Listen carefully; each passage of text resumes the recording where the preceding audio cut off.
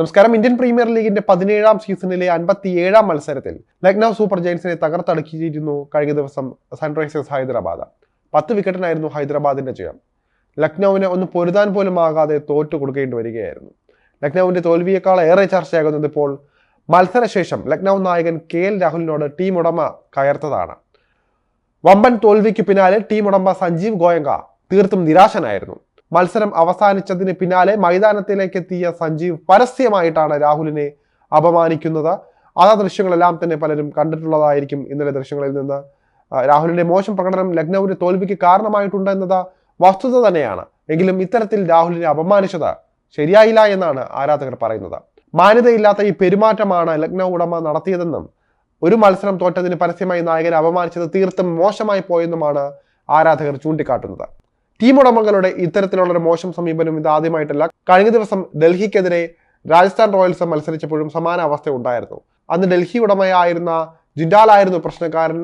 അത് സഞ്ജു സാംസണോട് ഗാലറിയിൽ നിന്ന് കടന്നു പോകാൻ ആംഗ്യം കാണിച്ചത് വലിയ രീതിയിൽ ചർച്ചകളായിരുന്നു. ഇതിന് തൊട്ടു പിന്നാലെയാണ് ഗോയങ്ക രാഹുലിനെതിരെ തിരിഞ്ഞത് വലിയ രീതിയിൽ വാർത്തയായിരിക്കുന്നത്. എന്തായാലും കളിക്കളത്തിൽ ഇത്തരത്തിൽ ഇവർ ഇടപെടുന്നത് അത്ര ശരിയല്ല എന്നാണ് ക്രിക്കറ്റ് നിരീക്ഷകരും അതുപോലെ സീനിയർ താരങ്ങളും എല്ലാം തന്നെ പറയുന്നത്. ഇവർക്ക് പരിധി വെക്കണം. അച്ചടക്കം ലംഘിച്ചുള്ള ഇത്തരം പ്രവർത്തനങ്ങൾ ഒരിക്കലും പ്രോത്സാഹിപ്പിക്കാൻ പാടില്ല.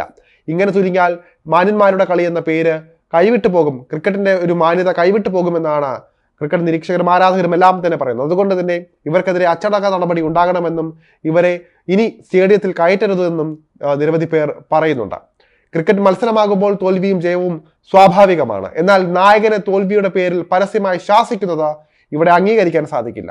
അതുപോലെ തന്നെയാണ് മറ്റൊരു താരത്തെ ആംഗ്യം കാണിച്ചോ അല്ലെങ്കിൽ എന്തുകൊണ്ടോ അമ്പയർ ഉണ്ടായിട്ടും ഗ്രൗണ്ടിലേക്ക് അതിൽ ഡ്രസ്സിംഗ് റൂമിലേക്ക് കടന്നു പോകൂ എന്നൊക്കെ പറയുന്നത് അത്ര നല്ലൊരു പ്രവണതയല്ല. എന്നാലും ഈ ഒരു സമീപനങ്ങളിൽ കൂടുതൽ നടപടികൾ ഉണ്ടാകുമെന്ന് തന്നെ നമുക്ക് പ്രതീക്ഷിക്കാം.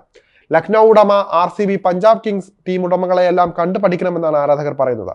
പ്രഥമ സീസൺ മുതൽ കളിച്ചിട്ടും RCBക്ക് ഇതുവരെ കിരീടം പോലും നേടാനായിട്ടില്ല. എന്നിട്ടും എല്ലാ സീസണിലും ടീം മാനേജ്മെന്റ് അവരെ പിന്തുണയ്ക്കുന്നുണ്ട്. RCB ഉടമ ഇതുവരെ വിരാട് കോഹ്ലിയോട് മോശമായി പെരുമാറിയിട്ടില്ല. പഞ്ചാബ് കിങ്സ് ഉടമ പ്രീതി സിന്ധ മിക്ക മത്സരങ്ങളിലും പഞ്ചാബ് ടീമിനെ പിന്തുണച്ച് എത്താറുണ്ട്. ഇതുവരെ കിരീടം നേടാത്ത ടീമാണ് പഞ്ചാബും. എന്നിട്ടും താരങ്ങൾക്ക് പിന്തുണ നൽകാൻ പ്രീതി മടികാട്ടാറില്ല. ഇവരെ എല്ലാം മാതൃകയാക്കാനാണ് ലക്നൌ ഉടമ സഞ്ജയ് ഗോയങ്കയോട് ആരാധകരും ക്രിക്കറ്റ് നിരീക്ഷകരും എല്ലാം തന്നെ ആവശ്യപ്പെടുന്നത്. എന്തായാലും രാഹുലിനോട് ടീം ഉടമയുടെ മോശം പെരുമാറ്റം വലിയ രീതിയിലുള്ള ചർച്ചകളിലേക്ക് വഴിവെച്ചിട്ടുണ്ട്. രാഹുൽ ടീം വിടാൻ സാധ്യതയുണ്ടെന്ന് പോലും വിവരങ്ങൾ ലഭിക്കുന്നുണ്ട്. വരുന്ന മത്സരങ്ങളിൽ രാഹുൽ പ്ലേയിങ് ലെവലിൽ നിന്ന് മാറി നിൽക്കാനും സാധ്യതയുണ്ട്. ലക്നൌവിന്റെ നായക സ്ഥാനത്തേക്ക് നിക്കോളാസ് പൂരൻ എത്തിയേക്കുമെന്നും സൂചനകളുണ്ട്. എന്നാൽ ഹൈദരാബാദിനോട് ലക്നൌ തോൽക്കാൻ കാരണം രാഹുലിന്റെ തെറ്റായ തീരുമാനങ്ങളെന്ന് പറയാതെ വയ്യ. ഇതാണ് ടീം ഉടമയെ പ്രകോപിപ്പിച്ചതെന്ന് പറയേണ്ടിയിരിക്കുന്നു. ടോസ് അനുകൂലമായി ലഭിച്ചിട്ടും രാഹുൽ ആദ്യം ബാറ്റിംഗ് ചെയ്യാൻ തിരഞ്ഞെടുത്തത് മണ്ടത്തരമായി പോയെന്നാണ് എല്ലാവരും പറയുന്നത്. ഓപ്പണറായി ഇറങ്ങി രാഹുൽ ടെസ്റ്റിന് സമാനമായ ബാറ്റിംഗും കാഴ്ചവെച്ചു.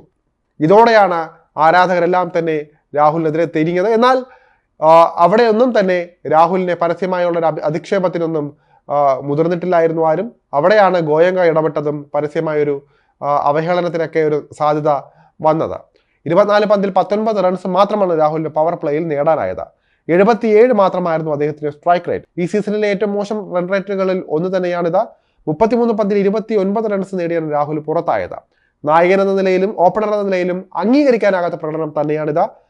പിച്ചിനെയാണ് രാഹുൽ പഴിക്കുന്നതെങ്കിലും ഇത് അംഗീകരിക്കാനാകാത്തതാണ്. രാഹുലിനെ പോലെ തന്നെ മികച്ച റെക്കോർഡുള്ള സീനിയർ താരത്തിൽ നിന്ന് ഇത്രയും മോശം പ്രകടനമല്ല ആരാധകരും ടീമും എല്ലാം തന്നെ പ്രതീക്ഷിക്കുന്നത്.